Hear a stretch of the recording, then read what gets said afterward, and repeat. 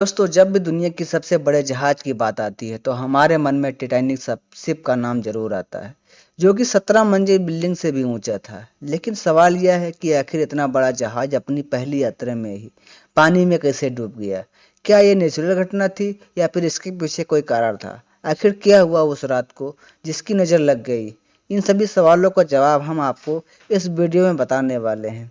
दोस्तों, टाइटैनिक अपने समय का सबसे बड़ा समुद्री जहाज था और यह उस समय इंसानों द्वारा बनाई गई सबसे बड़ी चीज भी थी। टाइटैनिक जहाज को 31 मार्च 1909 को 3000 लोगों ने एक साथ मिलकर बनाना शुरू किया था और फिर 26 महीनों में यानी कि 31 मार्च 1911 में बनाकर तैयार कर दिया था। हालांकि इसके निर्माण के दौरान 250 से भी ज्यादा लोगों को चोटें भी आई थी और 2 लोग तो मारे भी गए थे। यह जहाज इतना बड़ा था कि इसके आज के समय के 3 फुटबॉल स्टेडियम आसानी से बन सकते थे।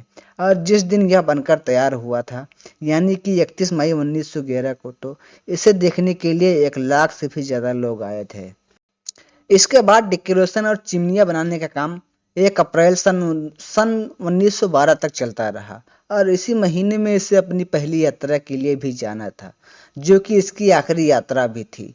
टाइटैनिक की ज़्यादा से ज़्यादा स्पीड 43 किलोमीटर प्रति घंटे की थी।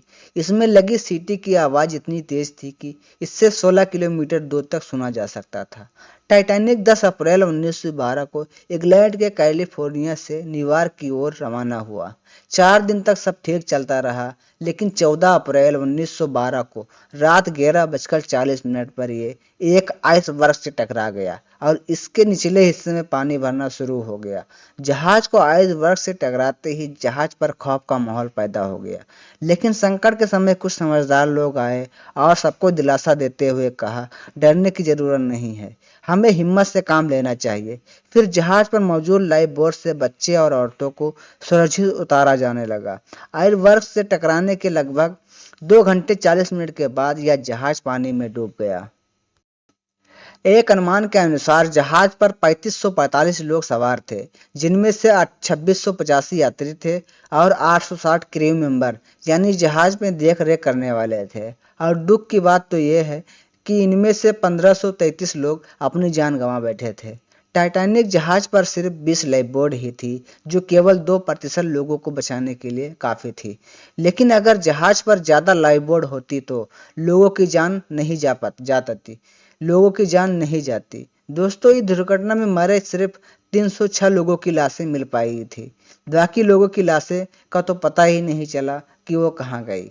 टाइटैनिक जिस पानी में डूबा था उस पानी का तापमान 2 डिग्री सेल्सियस था, जिससे कोई भी व्यक्ति 15 मिनट से ज़्यादा जिंदा नहीं रह सकता था।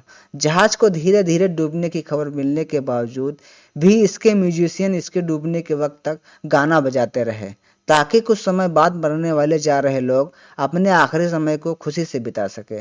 जहाज से टकराने वाला आइसबर्ग लगभग 100 फीट ऊंचा था। यह ग्रीनलैंड के ग्लेशियर से आया था।